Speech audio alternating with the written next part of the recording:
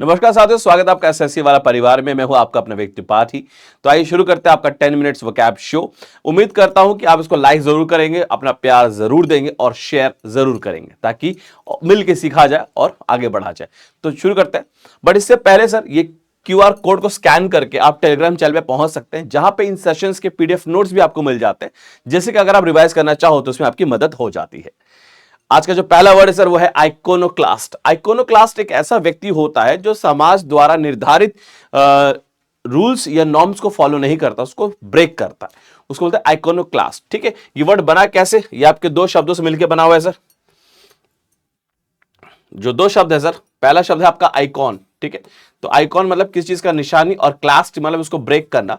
तो इन दोनों वर्ड से मिला के बना आपका आइकोनोक्लास्ट, जो रीति रिवाजों में परंपरा विश्वास नहीं करता है। एक मूवी आई थी बहुत पहले बॉलीवुड में, कियन का, उसमें दिखाया गया कि वैसे तो अक्सर जो महिलाएं होती हैं, जो पत्नी होती है, वो मंगलसूत्र पहनती है, लेकिन इस मूवी में जो हस्बैंड होता है वो मंगलसूत्र पहनता है और वो घर पर रह के घर संभालता है और बीवी जॉब करती है। तो हमारे समाज का जो नॉर्मल एक नॉर्म है कि हस्बैंड घर कमाता है और वाइफ घर पूरा संभालती है, इसके जस्ट ऑपोजिट किया गया था। It was iconoclast.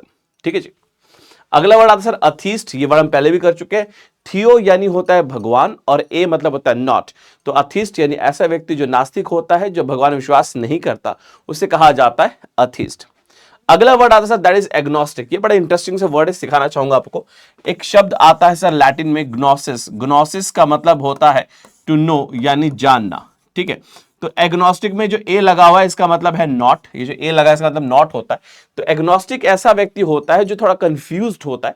वो कहता है मैं भगवान में विश्वास करता भी हूं, नहीं भी करता। अगर मैं विश्वास तब करूंगा जब तुम मुझे प्रूफ कर दो कि भगवान है कहां पे। यानी एक प्रकार का ये अथीस्ट ही होता है, बस दिखावा करता है कि मैं आस्तिक हूं, I will believe if you prove me. ठीक है, तो ईश्वर की सत्ता विषय में संशय रखने वाला संशयवादी या अज्ञावादी। ठीक है, जो ऐसा व्यक्ति जो डाउटफुल है, जो श्योर नहीं है, एक प्रकार का अथीस्ट ही होता है व्यक्ति। अब इसी ग्नोसिस से अगला वर्ड बन जाता है आपका डायग्नोसिस। ठीक है जी, जहां पे भी वर्ड आएगा डाय, डाय का मतलब होता है के जरिए। डाय का मतलब सर यहाँ पे क्या होता है? के जरिए।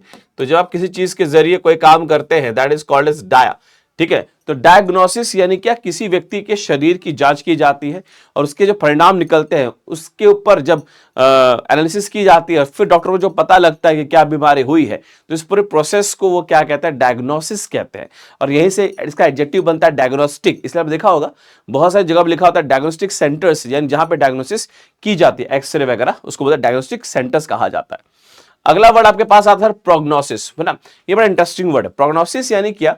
अगर इसको आप दो तरीके से यूज कर सकते हो, एक मेडिकल टर्म में यूज कर सकते हो, एक फॉर्मल टर्म में यूज कर सकते हो। मेडिकल टर्म में क्या होता है कि मान लीजिए किसी व्यक्ति का स्टोन का ऑपरेशन हुआ, तो डॉक्टर उसको कहता है देखो ऐसा है कि आपके साथ ऐसी ऐसी सिचुएशंस आएंगी, ऐसी ऐसी बातें होंगी, आप ये दवा खाना, इतने टाइम आप ठीक हो जाओगे। तो पेशेंट कहता है डॉक्टर साहब मैं ठीक तो हो जाऊंगा। हाँ भाई ठीक हो जाओगे, पहले भी बहुत पेशेंट्स ऐसे ही ठीक हुए हैं, तो मेरा एक्सपीरियंस है जिसके बुनियाद पर मैं आपको कह रहा हूं कि आप इसको रिकवर कर जाएंगे। ठीक है, तो अपनी पहले के एक्सपीरियंस पे बेस जब कोई व्यक्ति कोई प्रेडिक्शन करता है उसको बोलते हैं प्रोग्नोसिस। अब उसी तरीके से प्रशांत किशोर जी हैं, बहुत बड़े सेफोलॉजिस्ट है। सेफोलॉजिस्ट वो व्यक्ति होता है जो इलेक्शंस के रिजल्ट के बारे में बताता है कि क्या हो सकता है क्या नहीं हो सकता। तो ये जब आकलन करते हैं, या ऐसे लोग जो अपने एक्सपीरियंस में कई चीजें आकलन करते हैं, देखते हैं, सोचते हैं, सुनते हैं और उसके बाद कोई प्रेडिक्शन देते हैं, उसे कहा जाता है प्रोग्नोसिस। क्योंकि वो गट फीलिंग नहीं होती, वो एक्सपीरियंस के ऊपर, एक्सपीरियंस से इकट्ठा किया गया नॉलेज होता है जिसके बुनियाद पर कोई बात कहते हैं। यानी पहले से कोई एक्सपीरियंस व्यक्ति अगर बता दे कि अब ऐसे ऐसे होने वाला, उसको सर कहते हैं प्रोग्नोसिस। जैसे कई सारे लोग आजकल आप सुन रहे होंगे कि वर्ल्ड वॉर 3 शुरू होने वाला है। एक प्रकार से शुरू हो ही गया है, रशिया यूक्रेन वहां पे है, ईरान इजराइल यहां पे है। ठीक है जी, लगभग शुरू ही होना है और हर देश में लगभग तकलीफें हैं ही, है ना, आंतरिक द्वेष चल ही रहा है, डिस्टर्बेंस चल ही रहा है। तो उसके ऊपर जब वो कहते हैं कि वर्ल्ड वॉर 1 में भी ऐसा हुआ था, वर्ल्ड वॉर 2 में भी ऐसा हुआ था, तो यही लक्षण अभी दिख रहे हैं, इसलिए वर्ल्ड वॉर 3 हो सकता है। तो उसको क्या कहेंगे? प्रोग्नोसिस कहा जाएगा। ठीक है, आगे चलते हैं सर। नेक्स्ट मेरे पास वर्ड आता है टू फ्रैटरनाइज। अब देखो ये वर्ड आया फ्रैटर्स से। फ्रैटर्स जो वर्ड होता है, तो फ्रैटर्स का मतलब होता है भाई। फ्रैटर्स एक लैटिन वर्ड है, इसका मतलब होता है ब्रदर यानी भाई होना। तो इसका मतलब फ्रैटरनाइज का मतलब क्या होता है? Associate of form friendship with someone especially when one is not supposed to. यानी ऐसे लोगों से दोस्ती कर लेना या उनको दोस्त बना लेना जिससे आपको दोस्ती नहीं करनी चाहिए थी। ठीक है जी, यानी अपनत्व कर लेना, भाई जैसा बनाना, उसको बोलते हैं फ्रैटरनाइज। यही से वर्ड गाइस आपके पास फ्रैटर्नल। फ्रैटर्नल एक एडजेक्टिव होता है ठीक है। फ्रैटर्नल मतलब होता है भाई से संबंधित, रिलेटेड टू ब्रदर, उसको बोलते हैं फ्रैटर्नल। अब ऐसे एक वर्ड आता है फ्रैटर्नल ट्विंस भी होता है, एक ऐसे ही आपके पास होता है sir fraternal twins, fraternal twins होता है, ठीक है, ये वर्ड याद रखिएगा। तो ये एग्जाम में काफी बार पूछा गया, या लोग बोलते हैं कि ऐसे ट्विंस जो एक जैसे नहीं दिखते, अमूमन जो जुड़वा बच्चे होते हैं वो हमेशा एक जैसे दिखते हैं, तो उनको ट्विंस आप नॉर्मल कहते हैं ट्विंस है, लेकिन ऐसे ट्विंस होते हैं जो एक जैसे नहीं दिखते, उनको बोलते हैं फ्रैटर्नल ट्विंस, ठीक है, उनको कहा जाता है फ्रैटर्नल ट्विंस। और फ्रैटर्नल मतलब एक ऐसा रिश्ता जो दो भाइयों में एग्जिस्ट करता है। तो इसके दो मीनिंग में बता रहा हूं आपको, एक जुड़वा बच्चों के लिए अलग मीनिंग है इसका, और वैसे भाइयों के बीच में जो रिश्ता होता है उसको बोलते हैं फ्रैटर्नल, ठीक है, एडजेक्टिव के फॉर्म में। अगला वर्ड आता है फ्रैटर्निटी। देखिए जो भी कुछ हुआ है ना, आप सबको पता ही है, बड़ा ही दुखद है, it is very very unkind, very, I have no words to describe this heinous crime, बहुत दुर्भाग्यपूर्ण था।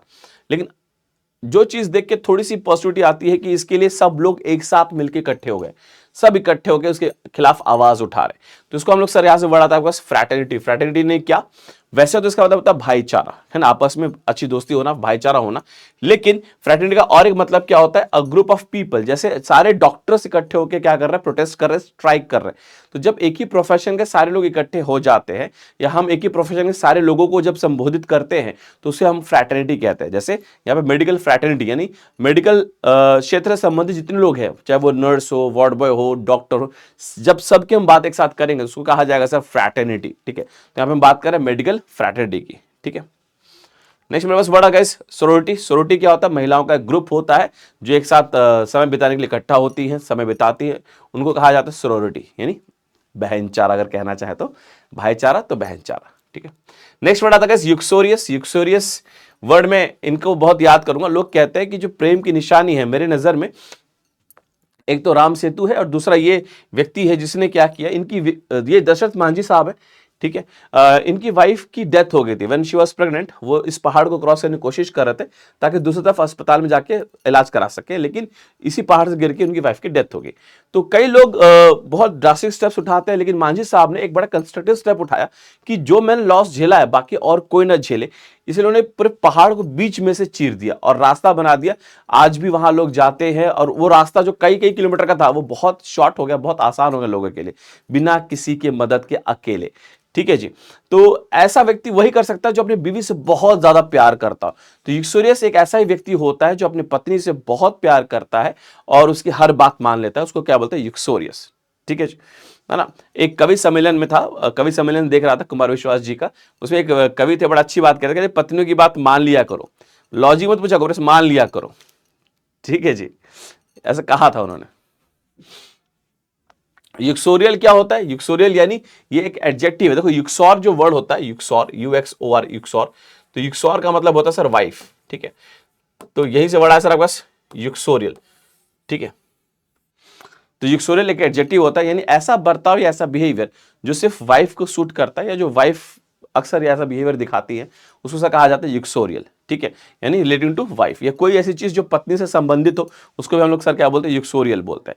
यहाँ पे याद रखिएगा, कंफ्यूज मत होइए, यूक्सोरियस जो बहुत प्यार करता है। और ऐसे एक वर्ड और आता है हैंडपैक्ड हस्बैंड बोलते हैं उसको। एक क्या होता है हमारे पास सर, हैंडपैक्ड हस्बैंड होता है। तो हैंडपैक्ड हस्बैंड यानी जोरू का गुलाम होता है। ये जो यूक्सोरियस है, it is out of love, ये प्यार की वजह से कर रहा बंदा, ठीक है। And this is out of fear, कि भाई बीवी थोड़ी अच्छी शक्तिशाली है और पति थोड़ा कमजोर है, तो उसको पति को मार खाने से डर लगता है, तो उसको बोलते हैं हैंडपैक्ड हस्बैंड, डर के मारा सब कुछ करता है ना। अभी लेटेस्ट न्यूज आया था, एक नोएडा से बेंगलोर से एक IT प्रोफेशनल वो भाग के नोएडा आ गया because he was abused by his wife. उसकी वाइफ उसे पीटती थी। इमेजिन अ मैन रनिंग, है ना।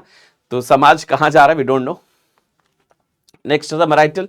मैरिटल यानी क्या होता है, ये एडजेक्टिव है, यानी पहले ये वर्ड हस्बैंड के लिए बनाया गया था, बाद में इसको ओवर द टाइम चेंज कर दिया गया और शादी से संबंधित, है ना। जैसे प्री मैरिटल यानी शादी, प्री मैरिटल शादी से पहले, मैरिटल शादी का रिश्ता, ठीक है। और अगर एक्स्ट्रा मैरिटल अफेयर्स यानी शादी के बाहर अगर आप कोई रिलेशनशिप बनाते हो उसको एक्स्ट्रा मैरिटल अफेयर्स भी कहा जाता है। तो मैरिटल यानी रिलेटेड टू मैरिज, शादी से संबंधित, या जो आपकी ड्यूटीज होती है एज अ हस्बैंड और एज अ वाइफ उस शादी को चलाने के लिए, उसको भी हम लोग सर क्या बोलते हैं, मैरिटल बोलते हैं, ठीक है जी। Right guys, thank you so much.